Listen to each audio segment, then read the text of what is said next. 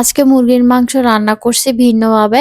আর এই তো আমি সবজিগুলো ভালোভাবে ধুয়ে নিচ্ছি। আমি সবগুলা কেটে নিয়েছি। এখন আমি বাঁধাকপিগুলাকেও ভালোভাবে ধুয়ে নিচ্ছি। আর এদিকে শাক ভাজি বসিয়ে দিয়েছি। মূলা শাক ভাজি আমার হাসব্যান্ড খুব বেশি পছন্দ করে। আর এই তো আমি ভাতও বসিয়ে দিয়েছি অন্য পাশে। এদিকে মূলা শাকগুলাকে আমি পানিগুলো আগে শুকিয়ে নিব, তারপর আমি বাগার দিব।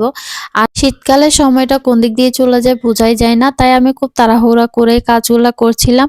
আর এই তো আমি মুরগির মাংস দিয়ে দিচ্ছি। আজকে মুরগির মাংসের মধ্যে আলু ফুলকপি দিয়ে রান্না করব।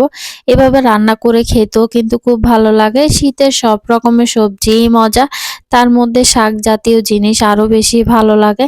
আর এই তো আমি এখন মুরগির মাংসের জন্য মশলা ধনিয়া গুঁড়া দিয়ে দিয়েছি, তারপরে পেঁয়াজ রসুন বাটা, তারপর আমি 2টা মরিচ আজকে পেস্ট করে দিয়েছি যাতে একটু ভালো লাগে ঘ্রাণটা। আর আমি লাল মরিচ দিয়েছি, তারপরে এখানে আমি হলুদ লবণ সবকিছু দিয়ে একসাথে ভালোভাবে কষিয়ে নিয়েছি হালকা একটু পানি দিয়ে।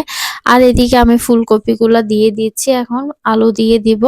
দুটোটাই কষিয়ে তারপরে আমি পরিমাণ মতো পানি দিয়ে দিব। এই তো আমি দিয়ে দিয়েছি আলু, তারপর আমি ভালোভাবে নেড়ে চেড়ে আর একটু অল্প পরিমাণের পানি দিয়ে ঢাকনা দিয়ে ঢেকে দিব, ভালোভাবে কষিয়ে নেব। আর কষানোর মধ্যে যত মজা, যত বেশি কষানো যায় তত বেশি ভালো লাগে রান্নাটা খেতে, কিন্তু খুব বেশি মজা হয়। আর এই তো আমি এখন ঢাকনা দিয়ে ঢেকে দেওয়ার পরে অল্প পরিমাণের পানি দিয়ে দিচ্ছি। আলু আর ফুলকপি একটু হালকা করে সিদ্ধ হয়ে আসলেই আমি মুরগির মাংসগুলা দিয়ে দিব।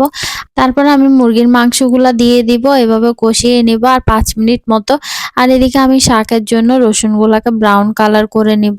আর শাকের পানিও শুকিয়ে নিয়েছি। এদিকে আমি মুরগির মাংসগুলা দিয়ে দিচ্ছি। আর এইভাবে মুরগির মাংস রান্না করে খেতে ভালো লাগে। শীতের সব ধরনের সবজি মজা হয়। আর এখন আমি ভালোভাবে কষিয়ে নিব মাংস সহ। আমার মশলার পরিমাণ একটু কম হয়েছে, তাই আমি আবার পরবর্তীতে একটু করে মশলা দিয়ে দিয়েছি।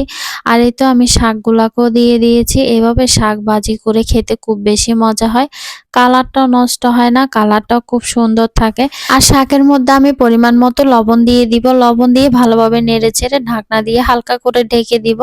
এই তো আমার শাক ভাজিটা হয়ে গিয়েছে। আর আমি এদিকে মুরগির মাংসের মধ্যে পরিমাণ মতো পানিটা দিয়ে দিচ্ছি ঝোলের জন্য। আর আমি কিছু টমেটো দিয়ে দিচ্ছি, কাঁচামরিচ টমেটো ধনেপাতা দিয়ে। আর 5 মিনিট মতো বসিয়ে রাখবো, তারপর নামিয়ে নিব। আর মাংসটা মাশাআল্লাহ সিদ্ধ হয়ে এসেছে। এইভাবে খেতে খুব বেশি মজা হয়। ফুলকপি ছাড়াও পাতলা করে যদি আলু দিয়ে ঝোল করে রান্না করি তাও অনেক বেশি ভালো লাগে, কিন্তু আমার হাজবেন্ড ফ্রাই করা ছাড়া খেতে চায় না। তাই আমি আজকে অল্প কিছু চিকেন ফ্রাইও করে নিয়েছি যাতে আমার বাচ্চারাও খেতে পারবে চিকেন ফ্রাই।